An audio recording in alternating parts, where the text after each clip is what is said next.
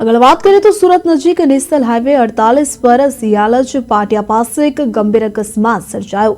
અંકલેશ્વરથી Kim તરફ જતી રેતી ભરેલી એક ટ્રકનું ટાયર ફાટતા ચાલકે કાબુ ગુમાવ્યો હતો।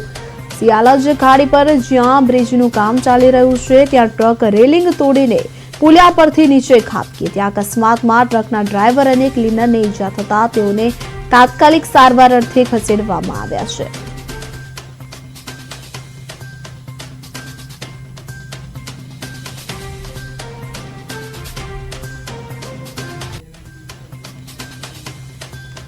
तो नेशनल हाईवे नंबर 48 पर रेती भरेली ट्रक पुल परथी नीचे खाबकी। ड्राइवर और क्लीनर इजाग्रस्त थया छे तो तेओने सारवार अर्थे खसेडवामां आव्या छे। तो आपने जणावी दीए कि सूरतमां अकस्मातनी घटना घटी छे। एक ट्रकनुं टायर फाटता चालके काबू गुमाव्यो हतो। सियालज खाड़ी पर के ज्यां ब्रिजनुं काम चाली रह्युं हतुं त्यां ट्रक रेलिंग तोड़ीने पुलिया परथी नीचे खाबकी हती अने अकस्मातमां ट्रकना ड्राइवर અને ક્લીનરને ઈજાઓ થતા તેઓને તાત્કાલિક સારવાર અર્થે ખસેડી વધુ કાર્યવાહી હાથ ધરાઈ।